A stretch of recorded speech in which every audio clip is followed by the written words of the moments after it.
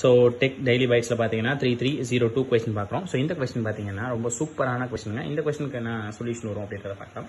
So இந்த question என்ன கொடுத்துருக்காங்க அப்படின்னா, train bosses station platform in 36 seconds and a man standing in platform in 20 seconds. If the train speed is 54 km/h, what is the length of the train அப்படின்னு கொடுத்துருக்காங்க.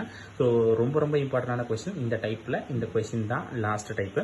So இதை தாண்டி நமக்கு பெருசாக கொஸ்டின்ஸ் இருக்காது. ஸோ எப்படி கொஸ்டின்ஸ் பார்க்குறது, இந்த கொஸ்டினை பார்க்குறது அப்படின் போது நம்மளுக்கு கொடுத்த விஷயத்தில் எல்லாத்தையுமே நம்ம ஃபஸ்ட்டு மாற்றிக்கலாம். ஸோ ஸ்பீட் அப்படின்ட்டு இருக்குது நமக்கு. So speed is equal to 54ன்னு கொடுத்துருக்காங்க. இது ரொம்ப கான்ஸ்டன்டான வேல்யூ. ஸோ 54 நம்ம என்ன பண்ணுறோம்னா 5/18 மாற்றிக்கிறோம். 5/8 மாற்றினா மீட்டர் பெர் செகண்டாக மாறிடும்.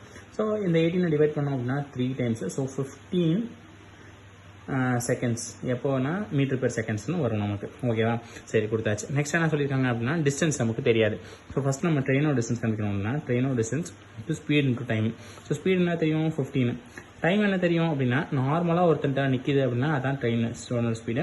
ஸோ இந்த டைம், ஸோ இது ரெண்டையும் மல்டிப்ளை பண்ணோம் அப்படின்னா நமக்கு 300 மீட்டர்ஸ்.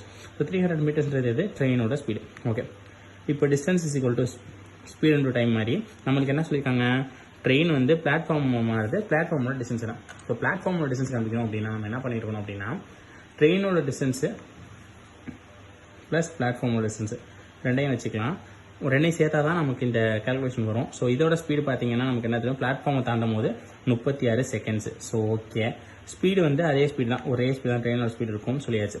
ஸோ இது ரெண்டையும் நம்ம மல்டிப்ளை பண்ணும்போது நமக்கு என்ன கிடைக்கும் அப்படின்னா, மல்டிப்ளை பண்ண வேணாம், அப்படியே வச்சுக்கோமா, இல்லை மல்டிப்ளை பண்ணிடுவோம். சரி, மல்டிப்ளை பண்ணிடுவோம். இதுதான் கரெக்டாக இருக்கும்னு நினைக்கிறேன். எஸ். So 6 5 30, 3 15 18 180 36 8 14 reminder 1. ஸோ 540 வருதுங்க. ஸோ 540 அப்படின்னு வந்துருச்சு. So platform is equal to இந்த பையன் எங்கே பண்ணனா -540. ஸோ சப்ளை பண்ணிங்கன்னா 240. ஸோ 240 தான் நம்மளோட பிளாட்ஃபார்மோட லென்த்து. ஸோ ஐ ஹோப் உங்களுக்கு இது புரிஞ்சிருக்கும்னு நினைக்கிறேன். இது கிளியராக இருந்துச்சுன்னா ஒரு லைக்கை போடுங்க.